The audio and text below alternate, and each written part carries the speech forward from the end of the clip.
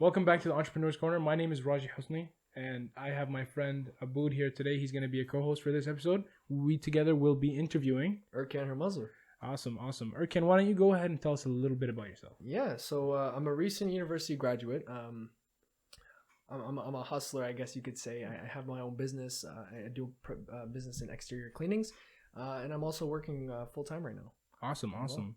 You said you went to. Did you go to the university or the college? And I went to the university. What did you study? I studied political science. Political science. Awesome. Are you working in that field at the moment, or? No, not right now. I'm not working in that field per se. But I am working something similar. I'm working towards something within the company I'm working at. So yeah, at the time I'm not necessarily working in the same position, but I will be hopefully soon enough. I see. Where do you work? Right now I work at CAA. I do insurance sales. So I home and auto insurance. That's what I take care of. I see. So this is like a sales position. Do you work off commission, or is it also hourly yeah, paid too? it is a commission based service. Now I do enjoy doing commission based because it makes me want to push myself a little bit. What do you think about that? I'm gonna turn the question back on you a little bit. Honestly, commission based jobs, I feel like they're so much better than like regular hourly paid jobs, because with commissions, there's no cap on your income. You can make a lot of money per hour, or you can make no money per hour, because it all depends on the like how much you sell and your persuasion skills. It's not even that. I honest to God believe that even if you're a great salesperson, if you don't have the drive, you won't get those sales, right? Because some sales, they just come walking to you. But if you don't, if you're not going and pushing that extra mile to try and get it, then you're not going to get that position. And honestly, for me, it goes way back to that work ethic. I always preach work ethic to everybody I talk to, right? Work ethic is very important, especially when it comes to a position like commission. I know a lot of people that would say, I would never work for a commission. It's not guaranteed. It's never a guarantee. 100% it's not a guarantee. It's dependent 100%. On what you're going to put into it. So if you're telling me you don't want to work commission, I just see it as more of a less of like, I'm not ready to take on the extra role. Yeah, you're not disciplined or motivated enough. Exactly. Yeah, it's also 100%. Not built for everyone too. Like some people, like they just want to go in and have a safe way out. Yeah, definitely. I feel like you are very disciplined in the sense of like how you work and stuff like that, because you're a barber, right? Yeah. You go in the morning. Where are you there at? Like 9 a.m. to 7, 8 a.m.? Yeah.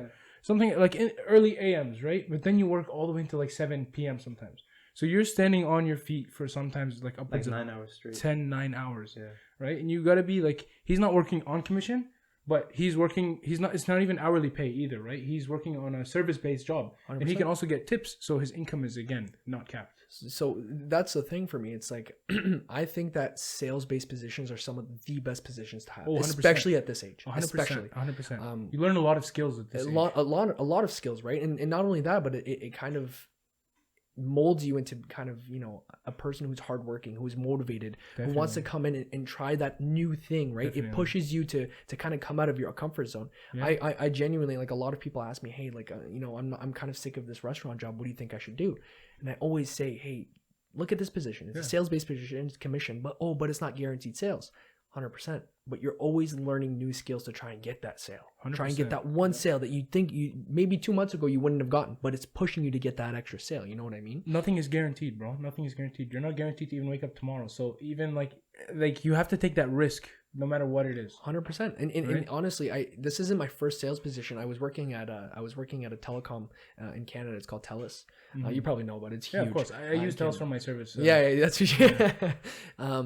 But that was my first sales-based position, and I'm gonna tell you right off the bat, like with sales-based positions, number one, the commission's uncapped, so you can make as much as you want. But number two, it kind of gives you those extra skills, interpersonal skills. Definitely. Lot of people out, like in even my age, they don't have those interpersonal skills to kind of communicate with people.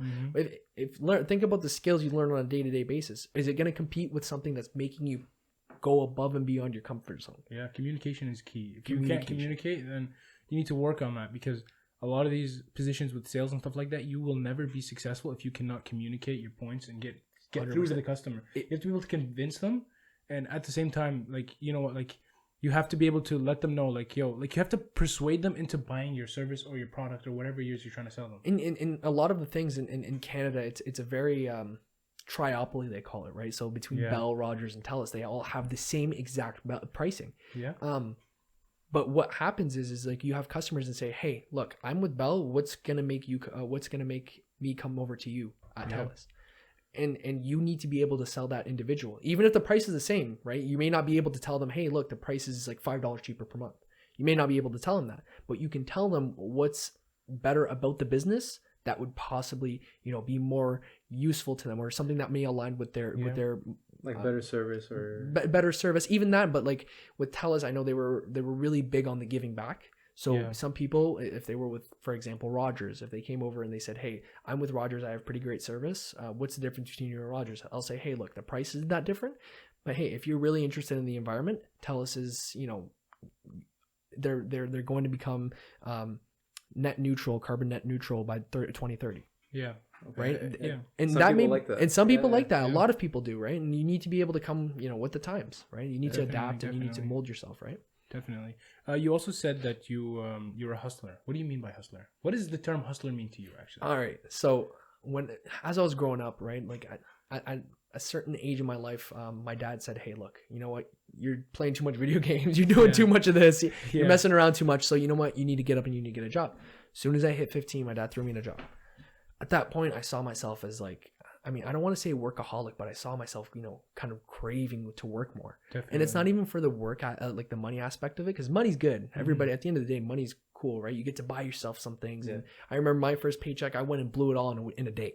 Yeah. Right? Like it's a paycheck, right? It's like, oh, it's the first time I'm seeing my own money in my own bank account. Definitely. But wait, what was your first job?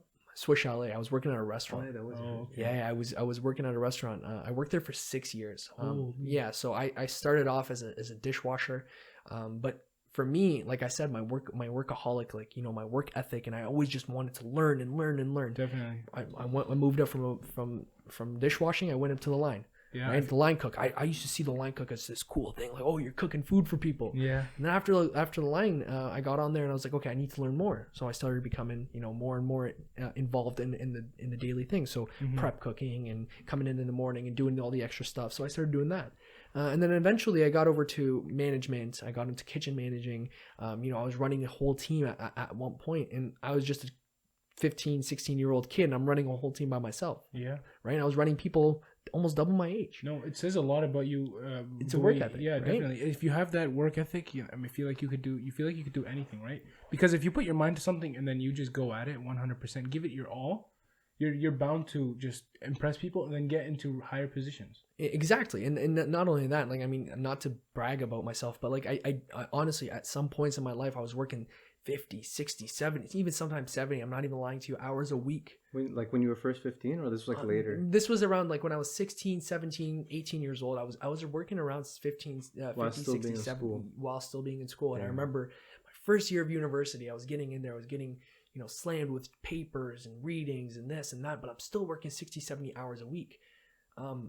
But time management, like it's very important. And so I was able to manage my time, and I was still going to the gym too. And I was balancing like relationships and friendships and all this stuff. And I was being able to do all this because I'm managing my time. Yeah. And so that's why I think that's very important. But I feel like a lot of people have issues with time management because they don't take the time to actually sit down and realize, like, yo, if I want to get this done, I have to do this. Do you want an unpopular opinion? Yeah, what's up? An unpopular opinion that I truly, truly believe is if you can't manage your time, you don't want to manage your time.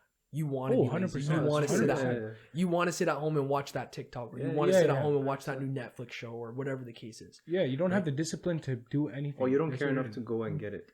Right. You don't want it bad enough. That's the problem. That's what I see in a lot of people. Everybody wants something, but nobody wants to put in the work for it. 100%. And you see it every day. And like our generation, I'm not saying this as like I'm older. I'm only 21. I'm turning 22 this year. Like I'm not any older than anybody else, but I genuinely believe in this generation that we've been, kind of hardwired to be lazy. And why? It's because we've been given everything that we've wanted, but you grow up in that position where you don't have everything you want, and you're pushed to do the extra things that are going to give you the extra stuff, right? Definitely. And do you want a better future for yourself? Do you want that extra thing that's going to get you that extra $10,000 of income at the end of the year? Yeah. What do you want? How do you want to push yourself? And that's how you have to portray yourself. You know what I feel like it is? I feel like because we all, like, I know us three, right? We are all second generation here, right? So our parents came here and they started grinding, right? They came here with like mindset of, I need to make this work. I have kids, I have a family, or I want to start a family. And the only way to make this work is if I grind and push through. So us, we see it as, oh, Like our generation has changed. This is nothing. Like I can do this, I can do that. You feel like you can do everything, but you don't actually do it, right? But then there's other people. You look at other people, like people that come from overseas. I'll give an example. Like here in where we live in Windsor, there's a lot of Indians in Canada. Just not even Windsor. In Canada, there's a lot of Indians that they brought over, right? Now, if you look at these guys, they have some crazy work ethic. 100%. They work harder than any of us here. Yeah, I'm not even lying to you. Like, they don't sleep. 100%, bro. I went to my other job because my boss, he actually went to Egypt to go get married, actually, right? And I was working just one shift. This was on Tuesday. Yes, Tuesday. And he hired a new guy, and he was Indian, right? This guy did not stop cleaning after, like, we were making pizzas, right? So we made the pizzas, we're done. Now he took the towels and the spray, start wiping down the fridges. Mm-hmm. No one told him to do anything. After that, he was done. He's like, the floor could use a quick sweep. This place inside of this fridge could use a little cleaning. Or under where you have the toppings, he's like, oh, there's a little bit of some toppings that fell down. Let me take out everything and clean everything under there. 100%. Oh, we don't have enough cheese. Let me go grind it right now. Like 100%. He's always on his toes. Like he never stopped. And on top of that, he works 7 days a week. He works right now. He's in training at that restaurant, so he's working 1 to 2 days a week. The other days, even some of those days he's working too. He's working at Subway, so he's just grinding from morning till afternoon. Morning till night. It's crazy. That's what it needs to be. If I'm being honest with you, and a lot of the trends, you may have heard of this quiet quitting. Yeah. Quiet quitting is a big thing now. A lot of people promote it. And I understand it. I kind of understand where some people are coming from, where they're saying, I'm not going to do more than what I'm getting paid for. 100%. In a job where you're getting paid a salary, it may not make sense to do more than what you're told. But at the end of the day, the way I see it is, if you're in a position where you see yourself growing, right? If you see yourself with a lot of potential within maybe even the same company or maybe within the same field, building your own portfolio with hard work, dedication, initiative, right? Initiative is very important. Like, are you going out of your way doing something without being told to do it? Yeah. And a lot of people forget the company. It's for yourself as well. It's for you. Exactly. It's for yourself, right? Like, even for example, like I know, like, you can go and start working at company A. Mm-hmm. Company A is competition to company B. Yeah. If company B sees that you're doing more work than that's required of you from company A, right? Then they're gonna want you. And sometimes 100%. They're going to say, hey, look, we're willing to give you 10,000 more or X amount more than what you're getting paid over there just so you can come and work here for us. Yeah, but I want to give you my opinion on this kind of situation. Like, I feel like quiet quitting is it's not something that everyone should do, but I feel like certain people should do it. 100%. Let me tell you why. Because the people who are trying to grow out of their 9 to 5, they need to work on their 6 to 10. Now, to work on your 6 to 10, you need to have a little bit of motivation to be able to do that. Mm-hmm. For you to be able to do that, you have to not take on extra work that keeps you longer at work, right? You're on a salary pay, so do your job, do your minimum. If you feel like you want to help out a little bit more, by all means. I'm not saying don't go help. Help, do whatever you want, but after that, you go home and you grind out your 6 to 10 every day. 100%. You know? And you work your 9 to 5, then you go to the 6 to 10, then you keep grinding until your 6 to 10 outperforms your 9 to 5, then you could just quit your job. But you know what? And I'm glad you brought that up, but what I want to say about that is, most people don't want to do that. 100%. Like, if I'm being honest with you, Roger, like people want that, but they don't want to work for it. Exactly. So, like, the way I see it is are you comfortable in your same position, right? Are you saying you're gonna go work on your 6 to 10? You're going home and you're sitting on your bed and watching TikToks. That's what people. Or do. Like, let's be honest here. Like, I know so many people that tell me, I'm working on the side thing. Mm-hmm. But you never see that evolve into something that's actually genuinely like big, that becomes something that becomes a second part of them, right? Mm-hmm. Like working on that 6 to 10, I wholeheartedly agree with that. Wholeheartedly. If it comes down to it, work your 6 to 10. You need to build multiple sources of income. Like the majority of millionaires, multimillionaires, how did they get to their millionaire position? Is because they have at least a minimum, around on average, actually, a minimum of 7 streams of income. Yeah. And the only way to grow more and make more is if you put in time and dedication to grow something. 100%. Right? If you only rely on your job, your job is going to screw you over time. Because that job, you can work there for 40 years and be like, you know what? This guy's not pulling his weight anymore as much as he used to. Pull the plug. 100%. 100%. And it may just be that 1 month where you're like, hey, you know what? I'm kind of down. I've had this happen in my life. I've had this happen in my life. I need to kind of chill out a little bit. No, definitely. And that 1 month where you're like that, 100%.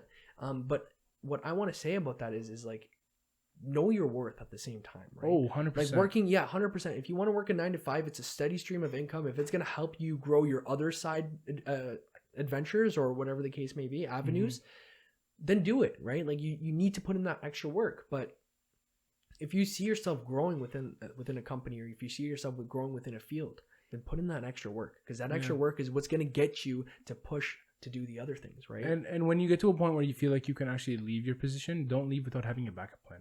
100%. You have to set yourself up to have a backup plan, because if you just leave with no backup plan, you are the one screwing yourself. Yeah. Right? Like because if something happens, like for example, you're a barber, right? We'll have this as an example. You worked at McDonald's, right? You're a manager there. You're making good money at McDonald's, and now you're starting barbering after your hours you're working, right? So you come like, oh, you know what? My barbering skills are getting better. I'm gonna quit my job and just focus on barbering, right? He's a good barber, so like, this is a bad example for him. But what if your skills are not where you think they actually are, and you just quit your job? You had a good salary, and now you're screwed because you can't get that job back, right? And without having a backup plan, it's just like, you know what? I'm going to grow this, make sure this is working. I'm going to keep working my other job, and I'm going to try to start something else at the same time too. But it's very hard.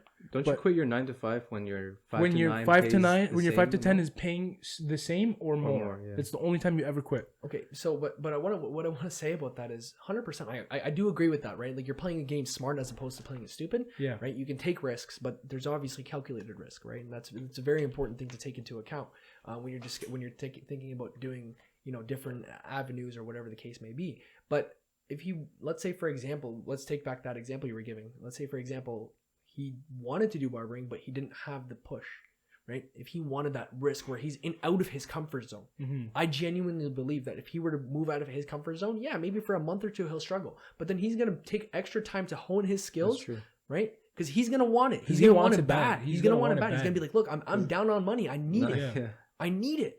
So what is he going to do? He's going to go out of his way, and he's going to be like, I need to hone my skills 100%. Down to the T. Whether 100%. I need to do free cuts to show, to platform myself, to show that I'm a good barber, I'm going to do it.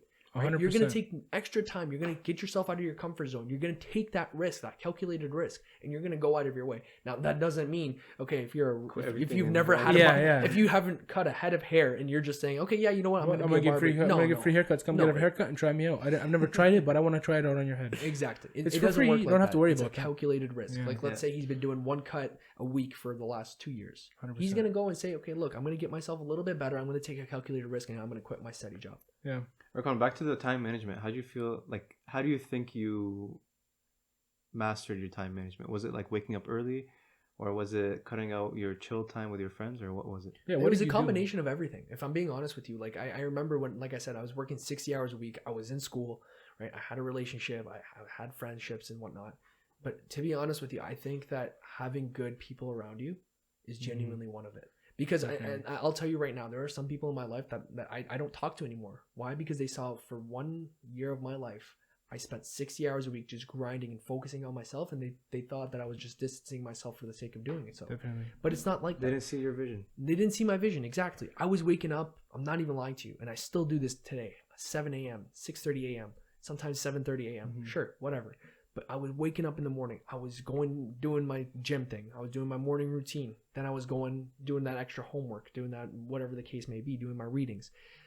Then go over to work. After work, I'm done work. Now it's time to go on study again, or go and, you know what? If I had a free hour or two, I'd go and hang out with my now wife, or I would go hang out with my friends, or whatever the case may be. And sometimes you will have free time. It's very important to have free time. Now, I'm not saying go and do nothing but work and study. You're gonna burn out very, very, very quickly. Take a week off, right? Take a week off. And I'm not saying time management just to time manage your life for a whole entire year and don't do anything for yourself. You need that. You need to take a week off and say, you know what?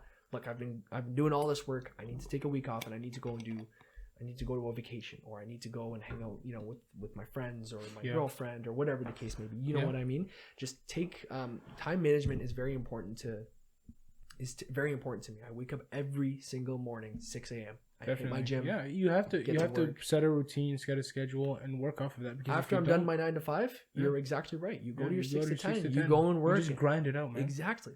How am I going to focus on that? Now that you're doing like your 9 to 5 at CA, right? Do you have a 6 to 10 right now, or? I am working on a business right now. It's an exterior cleaning business. So we work on gutters, we work on driveways and stuff like this, you know, to clean off the stuff that you wouldn't want there, right? You 100%. Want your house to look presentable at the same time, right? Yeah. So that's what I'm working on right now. Is that like more seasonal, or it is more? 100%. The thing is with those kind of positions, like, I don't know if you already do this, but you can move around to so many different things. In the winter, you could do Christmas decorations. and you can also do like cleaning the snow, plowing the snow and stuff like that for people. So when I registered my business, I registered under a name, Windsor Gutters and Home Services. So I didn't. So yes, I put Windsor Gutters. That's our focus. But we also do home services. So I kind of left it open ended. You can do anything, yes. Right. So I'm a handyman. I'm a handy guy. I can work with my hands. If me and my partner, we feel like, hey, you know what, this person's asked us to put up some drywall in their house, and I feel comfortable doing it, and I know I'll do a good job, I'll go and do it. 100%. Right? And it's inside. It's not during the winter, so we'll get some calls sometimes. And I've had some things where, for example, I had a customer call me out and say, hey, look, I've been going around to multiple different places, and I wanted this mosquito enclosure built on my deck, but nobody's building it for me. They don't have time for me. Can you come and do it? Yeah, we went out, we gave her an estimate, and she's like, you know what? That sounds about right. We went and we did an amazing job. We killed it. She went crazy over social media, and she was going and advertising us, and we got a lot of jobs off of Word of mouth is crazy. Word of mouth is very, very One thing I learned about, especially because of what I do too, word of mouth, a bad word spreads faster than a good word. 100%. Oh, yeah. So you always want to make sure you're doing a good job. 100%. It doesn't matter what happens. Even if you had a bad experience with them, still do your best. Keep everything as professional as you possibly can. 100%. And keep everything as positive as possible, because you don't want them to go out and spread negativity about you. Or if you 100%. Do make a mistake, like no one's perfect, right? So you try your best. To fix it up. Yeah, you try and rectify the same. Like a refund. Yeah, exactly. Exactly, right? I know I was working at TELUS. This was about a year ago.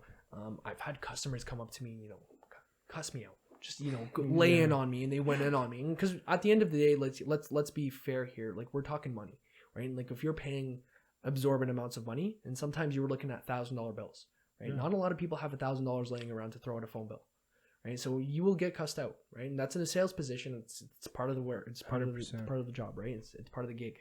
So in those cases, if you're able to compose yourself, right? If you're able to compose yourself, it really shows the patience.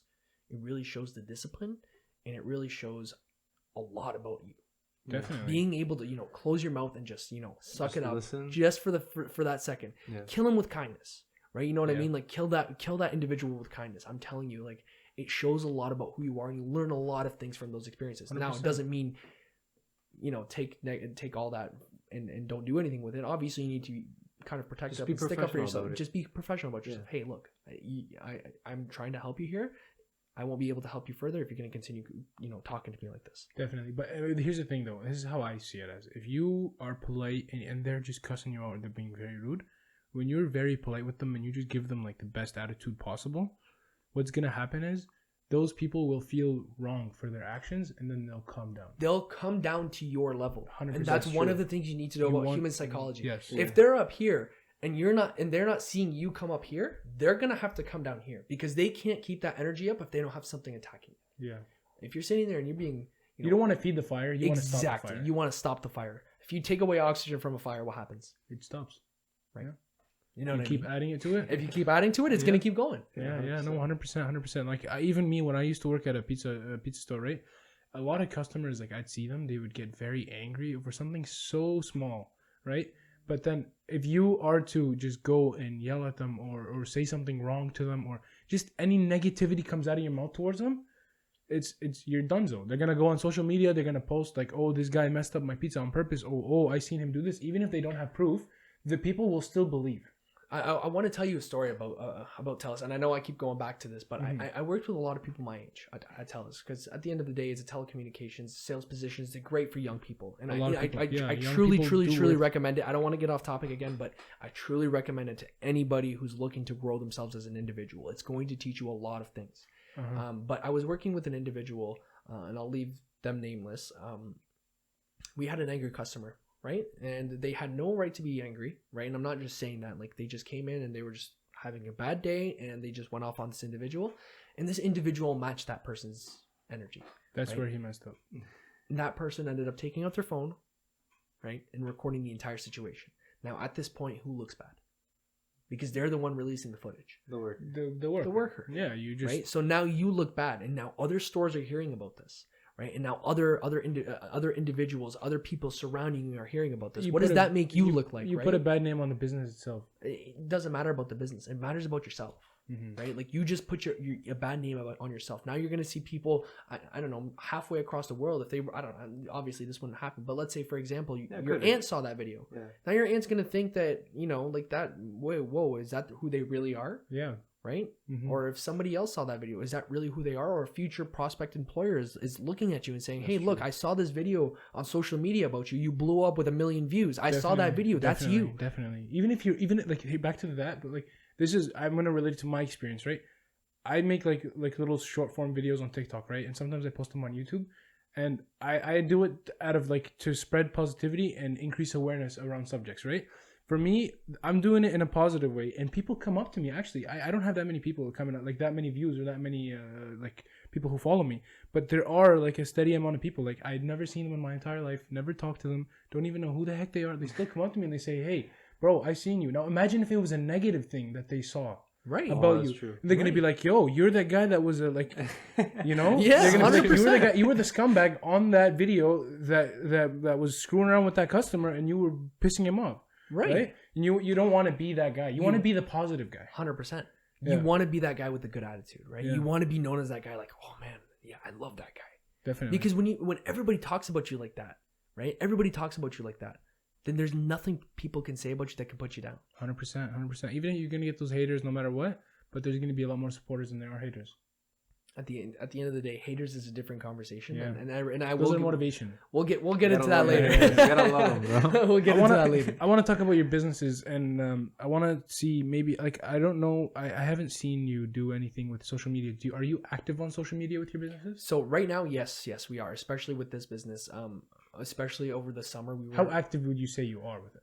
We do post videos. We post like short form videos on like pressure washing driveways. Like you've seen like those videos where you're pressure washing the sidewalk and it's really, really clean. Satisfying. It's very satisfying to watch. We posted those videos. Is that your only form of like advertisement? No. So on Facebook, actually, they Facebook and Instagram, they have advertisements. Yes. So we were using that. We were also doing older style of advertisements because believe it or not, door to door knocking is insane. Not even that. So listen to this. I'm sure you've heard of like the Business Advertiser in Windsor, right? So basically what they are is they're a company and they send out flyers to about 30,000 homes, for example, in a certain area. So for example, and we advertise in the Tecumseh area, and we sent out a Business Advertiser with our ad, right? And we were saying, hey, look, this is what we offer. We put a list of our services and we put some before and after pictures and we put some, some pictures of what we do and whatnot. Yeah. And believe it or not, we were getting calls. Yeah. Left and right. No, I was sometimes in the summer I was finding it hard working full time and doing that. I at some points I didn't have a day off. Yeah. Okay, one thing I like to do when a new client comes in my chair, I always ask him, "How did you hear about me?" 100%. And then most of the time it's word of mouth. But I'm assuming for you, was it like from the flyer? For like if you ask them how. So sometimes I'll get through a flyer. Sometimes I'll get this person I saw posted in the Tecumseh group chat on Facebook. They posted your service, what you did for them, and we were really interested and we wanted it. That's how we got a few customers. We got a few customers off Facebook advertisements. Some we got off of our reels on Instagram, right? Like we did kind of expand at the same time. I'm not huge on social media. I'm not really a social media person. But that's why I leave that up to my partner. I deal with the more technical stuff. But no, we did. There were different forms of advertising. Personally, I'm not a huge fan of social media, but it is a very, very useful tool if you're using it for good. Have you ever even like just tried door to door knocking? I haven't tried door to door knocking for my business. No, if I'm being honest with you, I haven't had the time. I've seen people, and I know some people who started their own small businesses, and they do like painting, they do another thing, window cleaning, driveway services, all these things. And these guys, the way they speak to the customers and the way they talk to them, you have to like interact with them in a certain way. And if you do it properly, door-to-door knocking can make you a lot of money. I've been a salesman for 2 years. Yeah. I'm sure 100% that I'd be able to kill it. Yeah. But if I'm being honest with you, working a full-time job, balancing jobs that have existing jobs in your position, in your position, it's a hard. Very, very hard and unmotivating thing to want to do. 100%. It's just because of the lack of time. And at the end of the day, no matter how well you manage your time, you're just not gonna have time. Yeah, definitely. Sorry, how much was the flyers? I actually want to know. So I think it was about $200 for the Tecumseh area, which covered about I think they said 15,000 homes. That's pretty good, actually. Yeah, I think they said 15,000. I may be wrong. I may be over exaggerating the number a little bit, but give or take a couple thousand. And they print it for you and hand it out. They print it out and everything. They do the graphic design for you and everything. You just pay them $200. Obviously, you're not the only person for the flyer on the thing. Like it has a multiple different businesses on there, so it has like restaurants and other. So it's not like your small little. No, it's not your own small. Like one small. No. Because then I would say like $200 would be like extremely cheap for that. 100%. No, but they have multiple different companies doing the same thing, right? Yeah. So they're all, pulling in a flyer together, and that flyer has like 4 or 5 pages worth of like business advertisements and stuff like that. But it's a very useful tool nonetheless. Mm-hmm. So do you know if there are other like similar companies doing the same thing with those flyers? I know Canada Post does something similar. No, I mean like you guys do cleaning, right? Yes. Are there other cleaning companies? We didn't see any on the Business Advertiser. Really? We didn't see any on the Business Advertiser. And if I'm being honest, if you search it up in Windsor, a lot of companies aren't. We also have our business up on Google, like like when you search up Windsor gutters, we're the number 1 search, right? Because we made sure that we had Windsor and we had gutter in the same thing, so that's in the name, so that when they search up Windsor gutter, we're the first business. So your SEO is on par. Exactly, right? So there aren't that many other cleaning companies, right? There are, but if I'm being honest with you, there's a lot of customers in Windsor. A lot. Yeah. Because we have a very old population, believe it or not. Not only that, our population is just growing and growing. It's growing 100%. Like right behind my house over here, bro, they're building houses. Do you want to know who our main customer is right now? Rental properties. Yes. Rental properties. Yeah. They're huge because you've got people who are they're getting older a little bit. They don't have the time because they're managing multiple different rental properties. They don't have time to go out and clean the gutters. They don't have time to go and do this. So what are they going to do? Hey, I'll pay you $500. Go clean the gutters for me. Yeah. Or hey, I'll pay you $700. Do the gutters and the driveway for me. Time is money, bro. Time is money. So they'll pay that money, right, to get us done. And I'm telling you right now, even if 200 cleaning businesses opened up tomorrow, we would still have jobs because it's so high in demand, right? Because there's so many people in Windsor. There's older folks. There's a lot of people that don't have the physical ability to do it, right? And there's a lot of people who just don't know how. Exactly, just the lack of knowledge of knowing how to do it. It's there, like and this isn't any field. This isn't just pertain to my business. Yeah. This goes anywhere. Like I'm telling you, in Windsor, there's an opportunity for anything. Definitely, and this goes to a lot of different cities as well. Like there's a lot of people. You got to think about how many people, especially 200,000 people population. There's bound to be somebody who's going to be your customer. You ever feel like scaling up your business since there's like so much customers? We were thinking, and to be honest with you, this is our first year and we are profitable. Like we are very profitable, thankfully. We are very profitable this year, and a couple of years down the line, potentially, yes, we will definitely get it scaled up and going. But for now, we're at the point where we're able to manage it, all the jobs ourselves. And if I'm being honest with you, I would rather do the jobs myself. You probably the first couple of years. Just get your name out there. Get my name out there, 1, and number 2, if I know that I'm OCD, and when it comes down to doing the work, I want to do the work and I want to do it well. Yeah, how do you want to make sure the quality is always 100%. There, no matter what. Especially that's why slow and steady is so much better than just rushing in and hiring 100%. And getting it out of the way. 100%. I'm not lying to you. We haven't had a single upset customer. Yeah. Because if you show quality, it does not matter. Not a single upset customer. Yeah. Not a single person was upset with our work. 100%. That's good. You were saying? I was saying, if you were to hire workers, right? How can you like recommend that they will do a good job? So that's like the hard part about it. I feel like. So one thing about sales, right? I'm gonna bring this conversation back to sales. When you're in a sales position, you know how to read people. You instantly you know about cues, like buying cues, like. How do I know that this person's ready to buy, right? You, like if they're grabbing onto their purse, for example, if they're ready to, they're pulling out their ID or whatever the case may be. Yeah. Or 2, you'll be able to figure out whether or not somebody has the motivation, right? Like I can look at some people and just by the way they're talking and the way that they're hyping themselves up or whatever the case may be, I can tell this person doesn't look like they're the person they say they are. And I'm not saying like this isn't a blanket statement, right? Like I don't want to say it as a blanket statement because obviously you're gonna be wrong about some things sometimes, right? But really, you, like I said, with sales position, you not only grow in yourself, but you're able to read people, and you're able to kind of say, okay, who is this person? Because you need to know how to sell to that person. So how are you going to sell to that person? By kind of reading what they want or who they are. Going back to just this could be anything, personal, business. Probably business would be better for this question, but what is a mistake that you wish that you knew you could have avoided? Or no, sorry, let me rephrase the question. What is a mistake that you made that you felt like you could have avoided? So this isn't my first business, the one that I'm working on right now. We did have a t-shirt company. Mm-hmm. Really? Yeah, we did. Was it like printing like logos on the shirt? Yeah.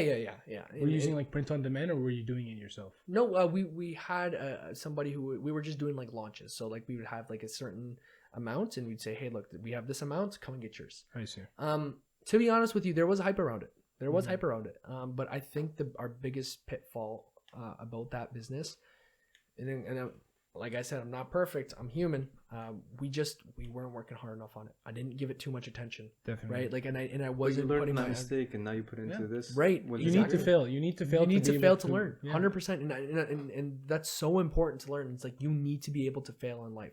If you're a person who takes a fail very badly, you're not going to be able to learn from that experience. If you learn from your failures, I promise you, you will be able to say, hey, look, last time I failed, let me do this different. You need to accept failure. You need to accept it, and not only accept it as a, okay, I failed, but you need to accept it as a way of life. Mm-hmm. You will fail in life. Definitely. And you'll learn from those failures, not just things about what you could have done better, but what you did wrong and how you can improve on yourself in that case. Oh yeah, 100%. Rather than sitting in bed being upset about it, get up and do something. Right, and I'm not lying to you. Change it up, yeah. And and people will say, okay, I learned from my failures, but and I see, like I said, in today's generation, I see it in people. Like when they fail, it's like, oh, I failed. Never doing that again. Never doing that again. Yeah. Right, and a lot of quitters. 100%, and I see it every day. Like our generation is so bad with that, and I'm not just saying our generation, last generation, they fail and they're just like, whatever, that's it. You know what I mean? I'm never going to do that again. Yeah.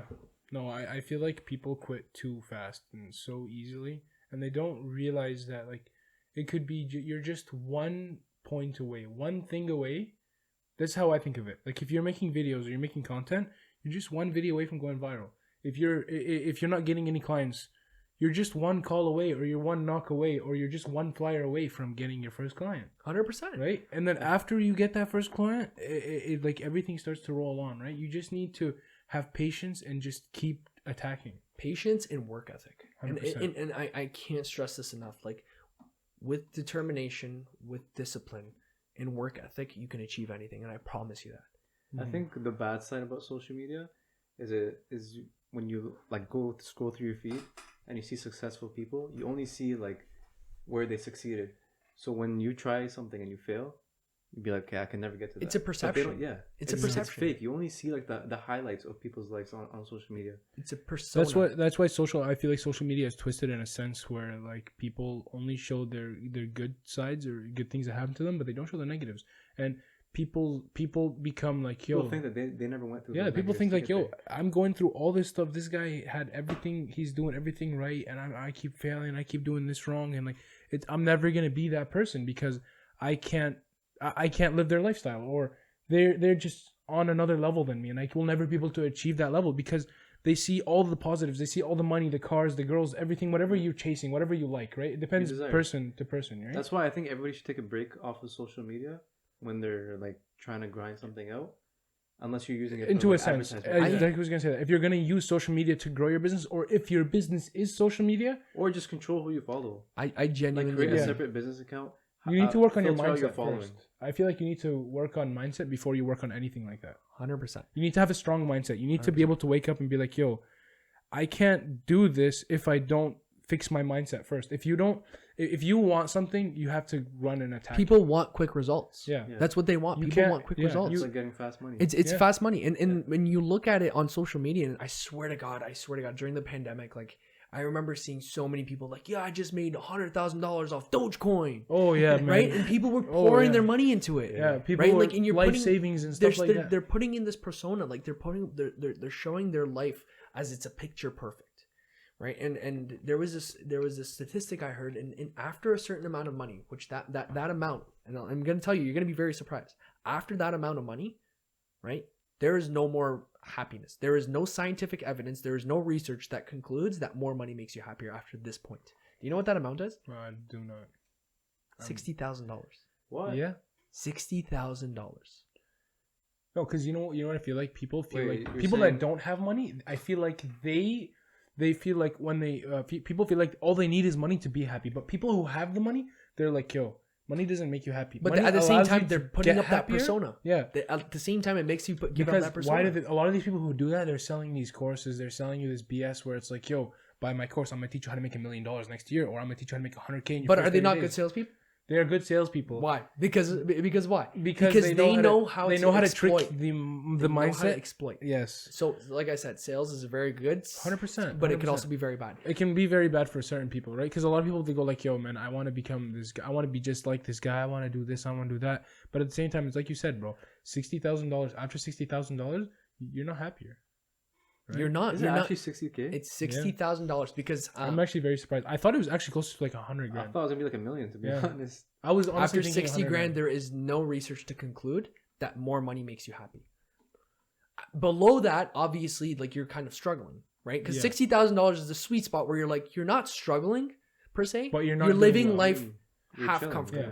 You're kind of living comfortably. You're not fully there. You're not fully there, but you're living comfortably to the point where you're not worried about your next meal, where you're not worried about how you're going to make rent, where you're not worried about how you're going to make that next payment. Yeah. Right? So that sweet spot right there is where you look and say, yeah, this isn't happiness after that. And I'll tell you something. I'll tell you one more thing. I went to Cuba twice this year.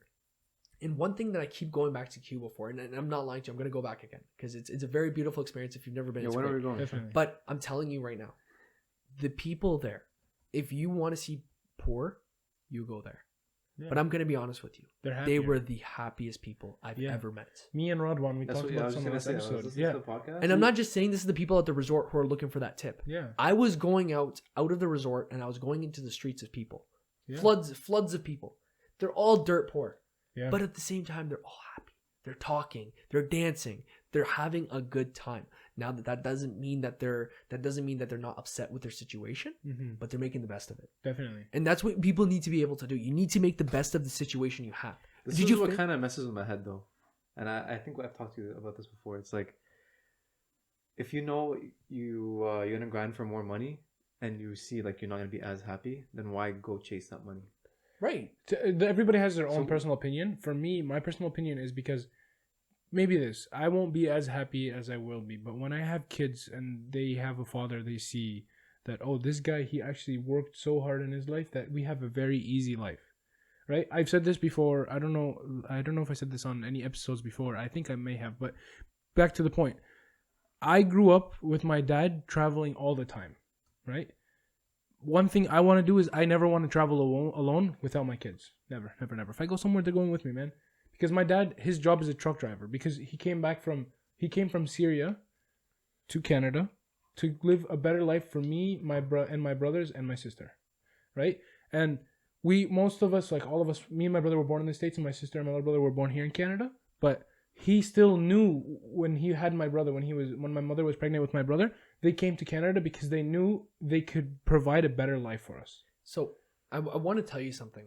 And I just want to have that. Sorry. No, go ahead. I just want to be able to live my life growing up and like always have my kids and, I never have to leave them and never have to have them feel like, yo, my dad's always working too much. He's not around that much. He's leaving us too often or like, But do you feel like if you... I want to say spoil, but if you give everything to your kids... I won't give them everything. No, I'm going to give them everything to a certain age. Then I want to build their work ethic. I want to teach them to read. So that's Roger, that's exactly where I was going with this. Okay. So because reading is detrimental. You need to read. There is this psychological thing where and it's not even psychological, but this happens just I'm pretty sure they call it anthropology, but let's say for example a father's very rich, spoils his kids. That kid is not going to see hardship. 100%. The next generation may not see hardship. Yeah, exactly. But the generation after, because they've never experienced hardship, they're going to that generation is going to experience. So you're looking out for your grandkids, basically. Yeah. It's not even that. Like, you may be selfish enough where you're like, if it's not my kids, I don't care. Right? You may be that selfish at some point. You're like, okay, I just want to be able to take care of myself. I don't care about that. Yeah. But you need to also look beyond the picture. Right? Like if you are rich, your kids may not have hardship and their kids may not have hardship, but the generation after is going to have hardship. Bro, for me, I don't even want the money. I don't want the cars. I don't want the fame. I don't want anything. You want comfort. I just want to live a comfortable life and provide everything that I can possibly provide to my family. not only my direct family, like my whole, like my wife when I get married and my kids and stuff like that, not only to them, but I want to be able to have my siblings whenever they need financial stability. They're struggling a bit. They know that I'm there for them. Like I'm here. I'm That's ready a to great help you in a motivator. second. And not only them, but my friends too. That's a great motivator. That's my ultimate goal. And then after all of that stuff, the one thing I want to do is I want to make sure that I give back to like the community as much as I possibly can. Not only my community, but grow other communities to build better lives for everyone as much as I possibly can. Do you know who really inspires me in that sense? I believe his name is Sadio Mane. He plays on. He's a soccer player. He played on Liverpool. He plays on Bayern Munich. He has so much money, like exorbitant. Yes, I know him. Yes, but what is he doing with all that money? He built up his village. Yeah. He's paying everybody a basic income of 70 euros a month. My apologies, 70 euros a month in a village in Africa where 70 euros a month is like our $100,000, or maybe not the $100,000, but per month. That's like our salary here. That's what they're getting there. That's my ideal. That's my. He's paying goal. Each person of his village that much money, 70 euros a month. Now think about this. Not only is he doing that, right? But he's also built a school. He's built a hospital, like a state-of-the-art hospital, not something that you'd see in a village in Africa. And he doesn't wear the fancy clothes. He doesn't wear the fancy clothes. I actually saw a post. He had a cracked phone. Wait, you're a millionaire? Yeah, you have a cracked phone. You can afford anything you want. You have a cracked phone. That is the definition of humble. Yes. That is the definition of humble. Now try and find anybody else who will do that. I aspire to be like him. That's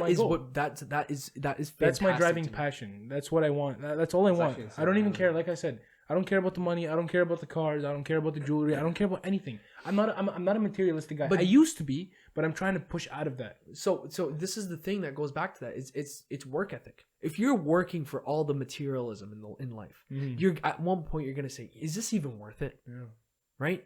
Like a guy like Sadio Mane, chasing the next thing, and then right, exactly, and then you're gonna get burned out, and then you're gonna say, "Look, I don't want to do this anymore." And this is our generation. I'm gonna be honest with you, like our generation of I don't even want to think about the next generation because that generation is kind of messed up. Yeah.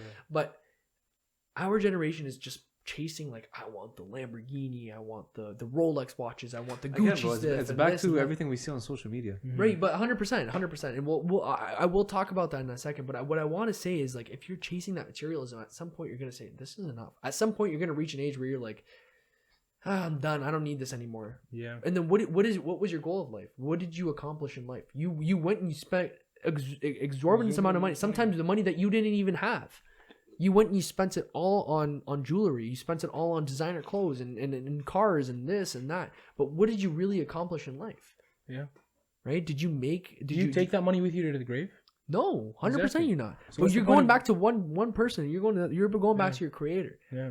Yeah, that's the amount of money is not going to show who you are. So why not try to like have an impact on other people's lives? That's what it is. But people don't. I'm telling you, our generation doesn't see it like that. That's why they don't have work ethic. Our generation doesn't see it like that. They don't have the work ethic. They don't have the drive. Mm-hmm. They don't have that drive. Some people are like, I want to be this because it makes me look cooler. Right? Yeah. It makes me look cooler. Oh yeah, I'm going to be a doctor or an engineer or I want to be a scientist or whatever the case is because it's a cool job to have. Right? But every other job in the world, right? Like somebody picking tomatoes out in the fields in Leamington. Oh, I'd never do that job. Why? Are you too good for that job? Yeah.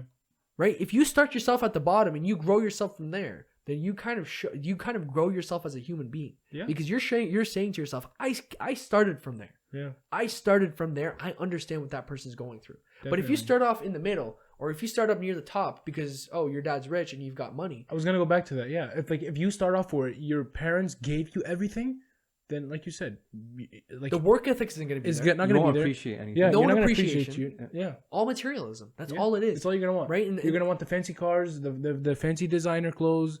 You want the newest phones. You want the newest computers. And then you have soft people. If you want me to be honest with you, and I'm gonna probably get a lot of hate of this. Yeah. There are so much people that are soft. So many people are soft. I agree. So many people. You can't say a word nowadays without getting canceled. I'm not even lying to you, and I'm not just saying that. Compare like the movies that were made like 20 years ago and compared to now.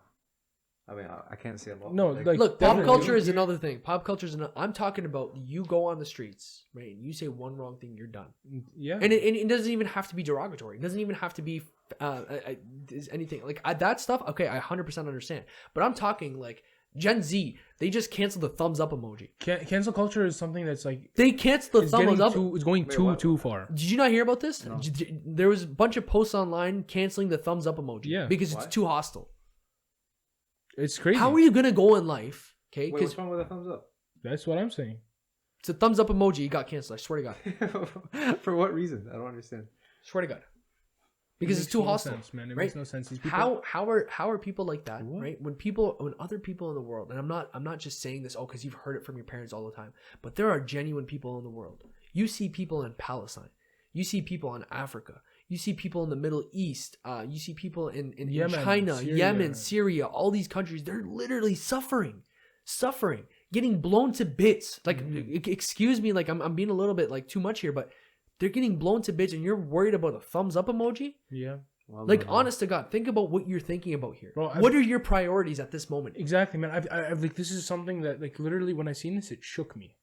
I a couple years back, I went to the mosque, okay? And there was a guy in the mosque. He was a young guy, maybe even younger than me. He just came from Syria and his whole leg was gone. He didn't have a leg. He was on crutches, you know, but he was still, like, I talked to my friend. He's just like, yeah, these new guys from Syria, yeah, he comes to the mosque every day. And I'm looking at myself like, yo, I don't even come to the mosque like maybe like once a month, twice a month, right? And like he has a job, he has a family, he has a wife, he has kids, and he's younger than me, still going to the mosque, doing all these things while I'm sitting on my butt at home, like worrying about these small little things. Not only me, but other people, like you said, like worrying about the thumbs up emoji, worrying about other things like we live in a society nowadays where people like they or if they don't like something, they can spread it and then people will agree with them and they just cancel. Everybody's just going down the drain. I think cancel culture is so toxic. It's so toxic. It's like the way I see cancel culture is like that one kid on the playground who is complaining about kids the spoiled kid the spoiled kid on the playground. I'm not even lying to you. That's the true. Spoiled kid on the playground that always used to ruin the fun for everybody. I despise those right? people. Let's be honest here. When we were kids, we were doing some stupid things growing up, like playing with the worms, for example. Dude, I remember I used to split them and cut them and play with them. Right, and then there would always be that one kid that'd be like, ew, he's playing with the worms, and he would ruin the fun for everybody else. But everybody else is intrigued. Yeah. Yo, listen, like, this is so off topic, but like when I was a kid, I used to go to a grade school, right, in the east end of Windsor, right? One time there was this part of the field where it flooded. There was these frogs. What did we do? We picked up the frogs and we brought them in the classrooms with us, okay? And then we were playing with them. We kept them in our water bottles. I don't know, like we poked holes for them to like play around, right? But then there was this one girl, I think, I'm not gonna say her name. She went to high school. We went to high school together. But she got so angry, she went and like started crying, like screaming, like there's frogs everywhere. Like, I guess, yeah, but we were all having fun. Literally everybody in the class had a frog in their nest. Okay. You know, but that's besides the point. That's besides the point. I just had to say it, you know. That's besides the point. It was very random, but I had to say it. She, like, those people, she was one of the more spoiled people. That's why. That's okay. I don't want to go around throwing the word spoiled around, because at the end of the day, you can be really poor and still be spoiled. Like, I think you worded it right when you said soft. I think that's soft. what this generation It's doing. being soft. It's genuinely like, how are you going to live in this world? Because at the end of the day, okay, you may be getting away with it now, but later on in life, when somebody comes at you with some cold-heartedness, and I'm not saying, because you're going to encounter this, and you're not going to have the whole world behind you on social media, right? Because you can't tweet everything on social media, right? You're going to experience some cold-heartedness for somebody. How are you going to deal with it? Yeah. How are you going to deal with that? How are you going to stand up for yourself? 100%. Right? Are you going to stand up for yourself by going on social media and touting about it? Or are you going to do something about it? Right? Because at the end of the day, we've all experienced that one bad boss, or we've all experienced that one person of importance in our life, and they've done something bad towards us, right? And how did we deal with it? Did we deal with it with like, oh, that's so stupid? Or did we deal with it with like, okay, you know what? No, I see this. I need to do this and this in order to get, do better. Right? That's true. But people don't have that anymore. People don't have the work ethic. I swear, I see it every day. It's like, I ask people, I'm like, what are you doing? You're not working. You're at an age where some people 20 years ago were providing for a full family at your age. And you're sitting at home doing God knows what. I have no time. That's the biggest. Waking up at 1 o'clock in the day. I never understood that. How do people wake up past like? Bro, some people wake up at 3 p.m. Okay, they stay up all night playing video games. Look, and they have the excuse, midnight. I don't have time. Whatever. If you work at midnight, whatever. But I swear, I see people don't do anything. And I'm not talking about those people that wake up late. I'm talking about the people who genuinely just don't do anything for the sake of not doing anything. There's a lot of people like that, man. And there's a lot, especially and those are in the our biggest. generation. Those are the softest people that you'd find. And not even.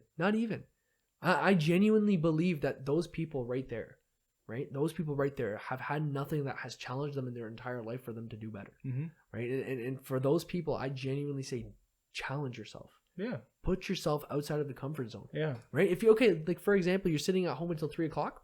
Next day, wake up at 2 o'clock. Next day, wake up at 1, 12, 1, 11, whatever. Take one step at a time. Pick up a book. Start something new.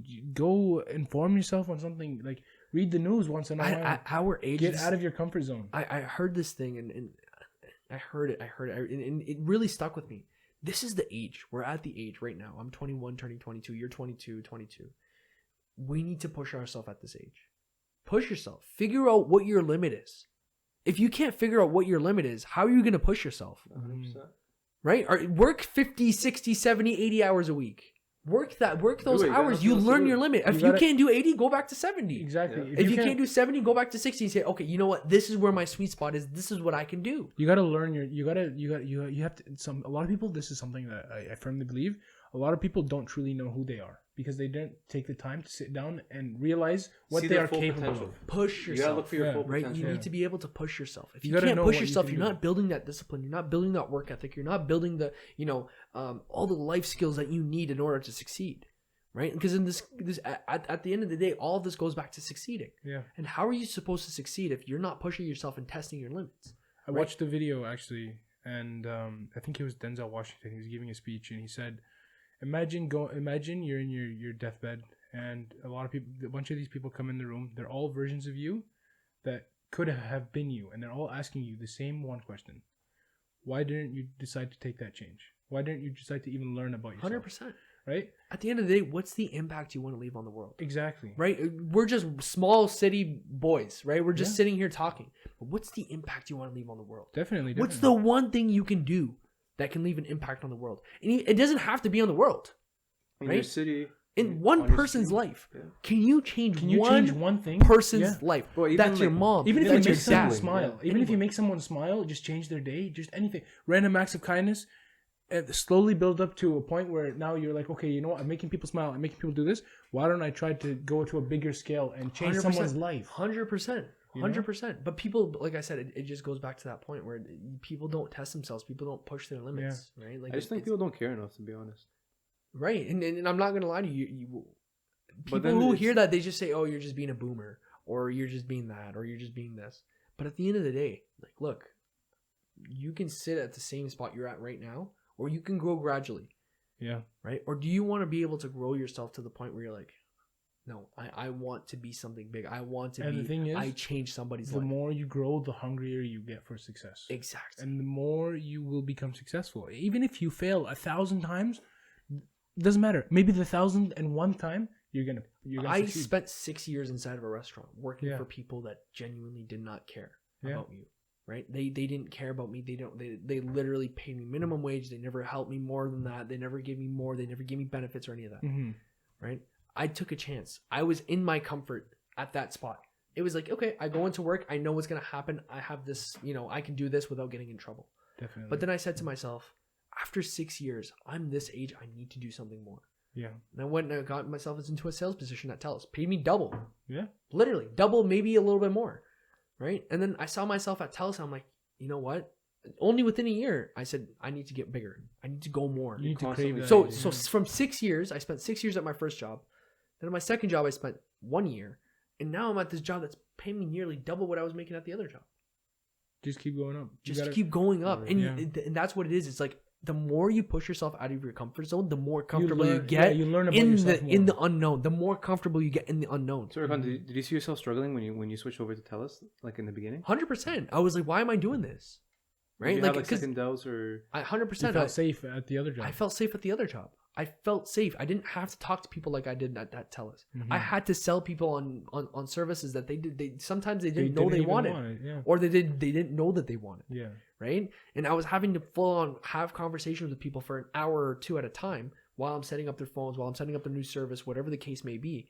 I'm having to sit there and talk to them for a full hour. Yeah. And you know where I built the most connections? In that job. Yeah. In that job. Because you meet so many people just walking. How do I have my current job? Exactly. I made that connection at my previous job. Mm-hmm. Really? I actually 100%. It was through like a customer that came in? Not a customer, but it's somebody I knew. It goes back to word of mouth. It was somebody that I was working with for a brief period of time. It goes back to word of mouth. Like people, like you 100%. Talk to people and they learned about you. You talk to people and you learn and you form those connections and you push yourself outside of the comfort zone. You have that conversation you didn't think you were going to have. You 100%. Could have been walking. How did I meet you? I met you at the gym. Literally, it was just, I met him at the gym. I wouldn't be having this conversation with him right now if I didn't have that initial conversation with him. Imagine. You know what it was, actually? I'm going to say it. Sorry, yeah. I met him 2005, 2006. You know, we stopped talking for like a long time, okay? 2-3 years ago. I don't know. I'm like, yo, listen, it just like COVID, like, no, this was like 2 years ago, right? No, it was way before last year. No, yeah, it was like 3 years ago. No, when we seriously started talking. Chipotle. Yeah. I'm like, yo, listen, bro, you want to go out to the States? Like, the borders were locked. Like, you want to go to the States? I'm going to go for a school. I went to go buy an iPad for school, right? And then I'm like, you know what? Like, yeah, bud, he's working in the States. Wait, did you claim the iPad on the way back? I cannot disclose that information. But listen. That's besides the point. Again, I'm like, yo, Abu, let's go to Chipotle. Let's get some food. After that day, we sat down and we start talking. We just learned, okay? After I became closer with Abud's grown my connections. Abud, bro. Say Abud. Okay? Abud grown my connections. I met you. I met Mohsen. I met Radwan. I met so many people. There's people coming on the podcast soon. Every week, there's a new person coming on, right? I've met all these people, not all of them, a majority of them through one person. And the thing is, I go to his barbershop sometimes just for fun because I'm bored, right? And he's cutting clients, and then they'll be like, "Yo, I've seen your face somewhere," and she's like, "Yo, you've probably seen him on TikTok." And then he's just like, "Yeah," and then he was like, "Yeah, I also have a YouTube channel." He's like, "Oh, that's where I seen your face." And then I'll be like, "Yo, you want to come on the podcast? You have an interesting story you want to talk about. You have a different like you're an entrepreneur. You're this. You're that. Let's get you on." He's like, "Oh, 100%, bro." You hear the stories, man. And I'm telling you, there's heartbreaking stories out there, man. Yeah. There really is heartbreaking stories. Definitely. And like I said, you need to be able to, understand people and talk to people and you need to be able to form those connections because at the end of the day, that one person can motivate you. I'm not lying to you. It took me one person to lose 50 pounds in the gym. Took me one person. That was right. What was the story behind it? Oh, yeah? Yeah. I'm not going to lie to you. I was a really big boy. I was a really big boy. And there's nothing wrong with it at the end of the day, but I really wanted to do something for my health. Right? Because at some point I was like, I can't even walk up the stairs without huffing and puffing. And like sometimes I'd feel my heart hurt. I'm not even lying to you. My heart would beat and I was like, oh, that hurt. From going up the stairs? Just from going up the stairs, man. No, definitely. So and at one point I'm like, I need to change my life. And I'm not lying to you. I met Radwan at my previous job and we got to talking. And he's like, look, I know you're trying to lose some weight. Here's the way. Try this way. Yeah. Try this way. I followed it. I'm like, okay, you know what? I'll try it. And he was kind of like that. He planted that seed in my mind. He showed me how to start and I took it from there. Right. And I started from doing like, having 2,500 calories a day.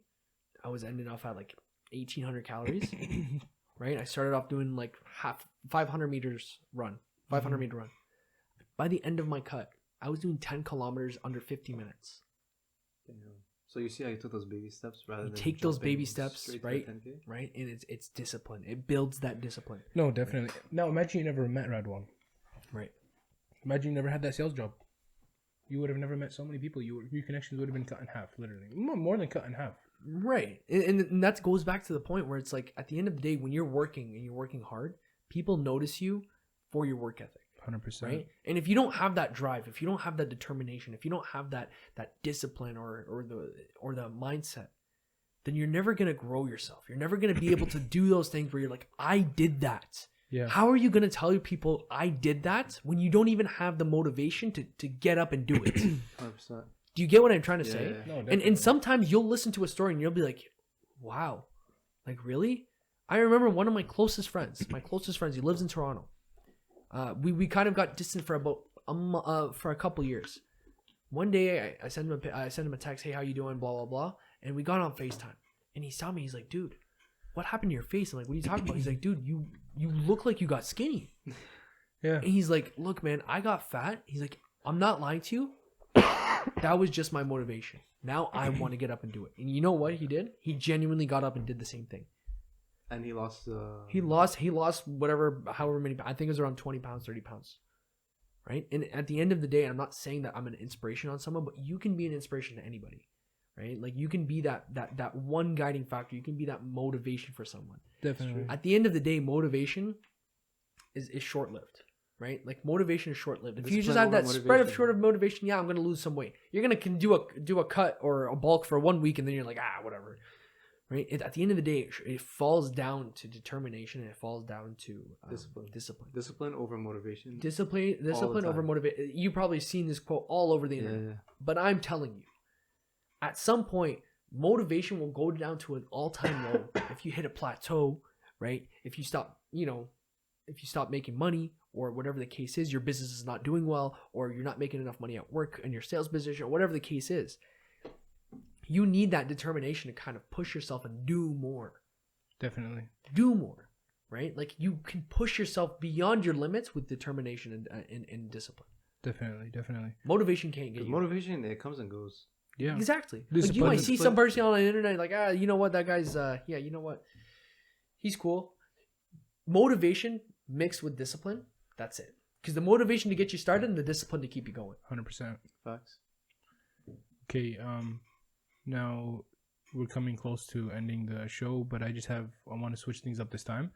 Do you have any questions for me? Anything you want to ask me?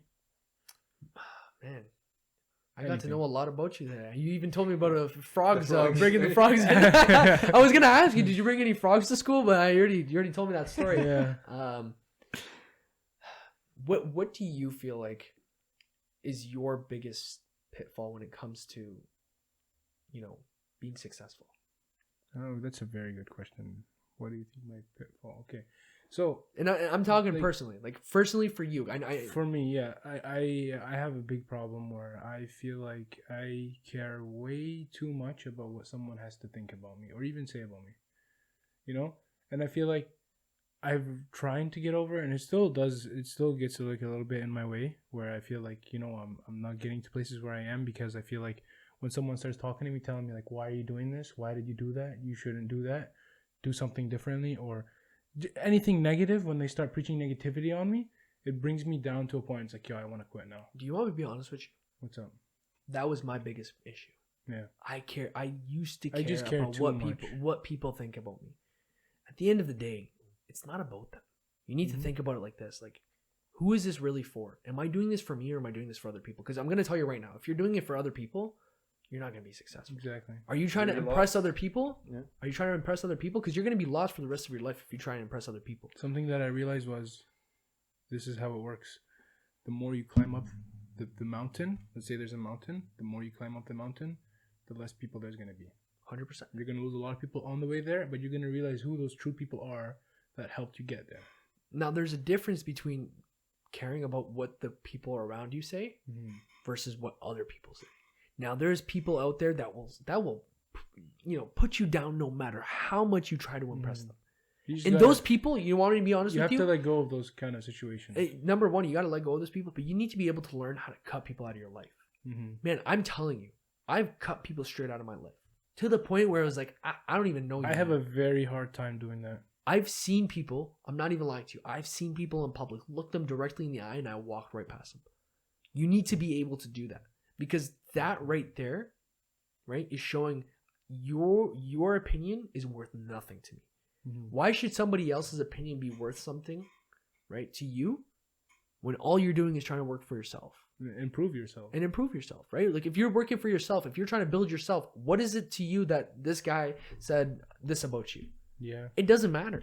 At the end of the day, it doesn't matter, right? Like, if this person says something about you, he or she is just trying to put you down for the sake of putting you down. Definitely. And that person, honest to God, is not going to be in your life for very long. And I can guarantee you. So if you're going to waste your time, if you're going to waste your breath trying to impress them, they're not even going to be in your life for more than couple years at most. 100%. At most, they're not going to be in your life for more than a couple of years. So why even care about what they have to think about you? It's not even that. You don't even want them in your life at that point.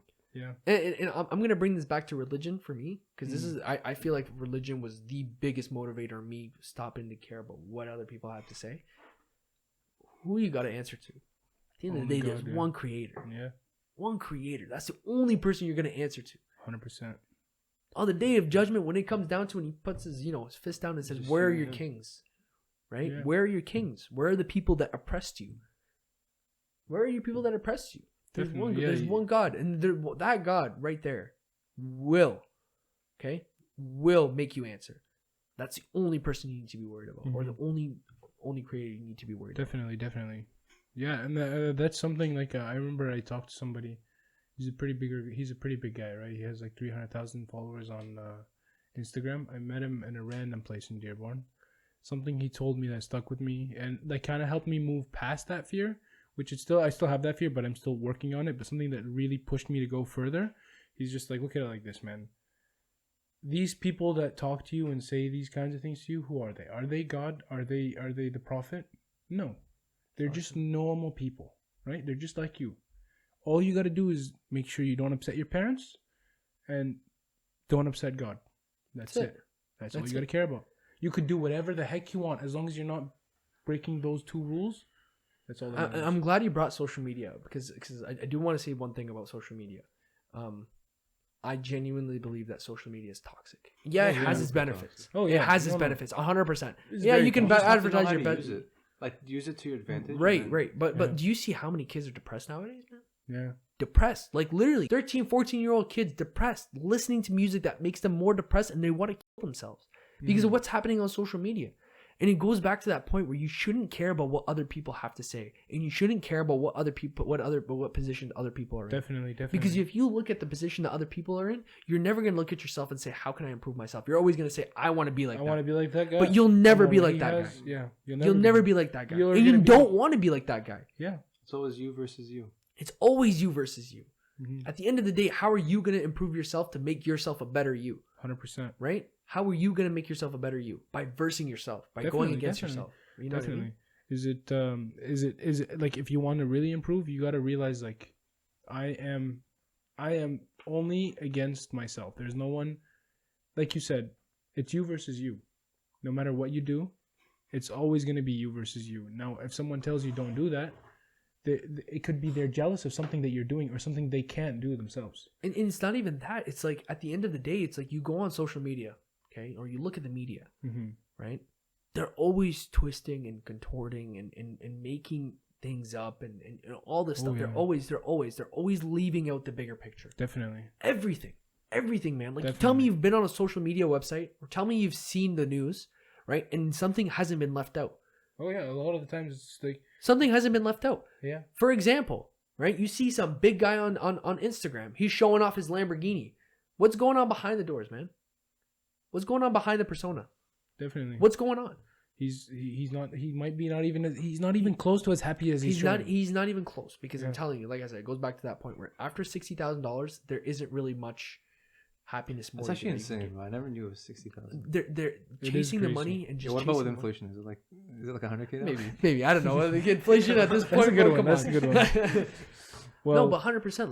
Like I said, you're going on social media, you're going on the media, and everything is twisted and contorted and fitting one view to paint one picture for you. Bro, money's just a number at the end of the day. Yeah, money's 100%. Money's just a number. Are you taking it to grave with you? 100%. But that doesn't mean, don't go out there and chase the money. Go chase the money, man. I wholeheartedly agree with that. Go chase the money. Go make yourself a better person. But at the end of the day, what you do with that money shows who you are. 100%. What you do with that money shows who you are. You know what I'm saying? So, like, if you're a millionaire and you're going around and spending on a private jet, or you're going to spend it on a Lamborghini, does that make you better than the millionaire who's going around and giving the millions of dollars away? Exactly, yeah. No, not at all. Right? Well, anyways, I learned a lot from you, and I learned a lot about you, and it was a pleasure having you. Thanks for having me, man. It was a pleasure. And, beautiful soul, Erkan. You do definitely have a beautiful soul, man. Thank you, man. I really appreciate you coming on. And make sure you guys like, comment, subscribe, share the video, and peace out. Take care. geography?